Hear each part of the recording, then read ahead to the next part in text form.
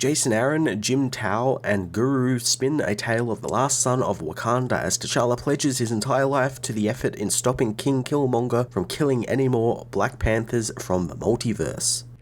Jason Aaron continues his multiversal spotlight with an issue focusing in on Black Panther, spinning a tale that pulls from various heroes' origins such as Spider-Man, Star-Lord, and the biggest one, Superman, who is the inspiration for a majority of this T'Challa's origins and character arc. Aaron does an interesting thing with T'Challa's arc throughout this issue where he basically condenses an entire hero's career down into one issue. We see him go from the urban legend street level hero with his Spider-Man analogy who helps out aliens on Chandler to the more spacefaring soldier of fortune type hero in the form of his Star Panther, which is his Star-Lord analogy, who is hellbent on revenge against Killmonger until we finally reach that moment he becomes the Superman analogy, borrowing elements from Superman 1,000,000 and even All-Star Superman, with the hero being reborn from inside the sun. On top of that, Aaron also tells us a story about a hero who is desperate to keep his culture alive and the memory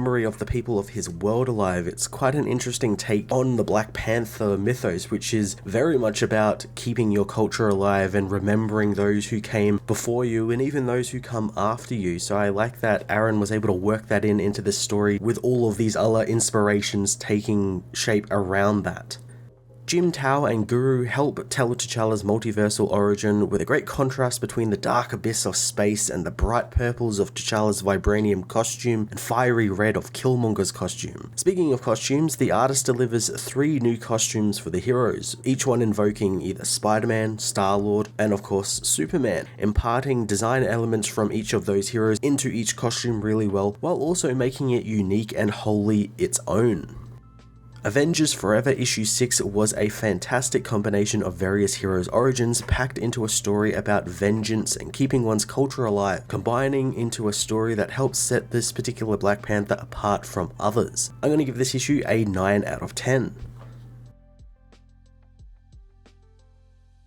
Avengers Forever issue 6 sees the destroyer-suited King Killmonger lay waste to the Dora Milaje as T'Challa remembers how the villain killed his parents and millions of others the day he came to Wakanda. While Killmonger destroys the city, T'Challa's parents put their baby T'Challa in a rocket, hoping that the Orisha will watch over him as they send their son out into space. T'Challa remembers how his father used to talk about being connected to the Djalia, which connected him to the Black Panthers of their world and even other Earths in the multiverse. He sends out a message through this network telling the other Panthers that the Killmonger is coming as the planet explodes. T'Challa's rocket speeds through the darkness and into an unknowable future as years later on Chandler, being is thrown out of a window from one of the sky houses above the planet by someone looking for information about a being. The alien plummets to his death but is suddenly saved by the webbing of Sky Spider, who learns that the War Panthers, harbingers of Killmonger the Cruel, tried to kill him. Sky Spider knows that they don't deserve the name since true Panthers are all dead. The hero heads up into the building, confronting the white armored mercenaries and telling them to let Killmonger know that the last son of Wakanda is there now. Sky Spider attacks, using his vibranium webs to down one of the men, but one with a laser blade manages to slash him across the back. Suddenly, the building shakes as Killmonger's ship arrives in orbit above, with the villain wasting no time, using the destroyer armor to blast apart the entire planet, blowing it up. Luckily, Sky Spider survives the explosion of the planet thanks to the vibranium his parents sent with him in the rocket, which he fashioned into an armored suit, which encases him. T'Challa begins to think about how he trained morning and night on Chandler, and as the fire burns around him, he begins thinking of tomorrow and how he will resume his training. Sometime later, T'Challa ventures into the wreck of a Shi'ar ship, telling his suit that if he waits to board the other ship near it, they will drift further away and it will be lost. The suit knows that he has insufficient power for such a space leap, but T'Challa knows that the wreck he's on has no oxygen left and he must move on. He makes the leap, hitting the next ship over, which he finds somewhat intact, planning on making it his home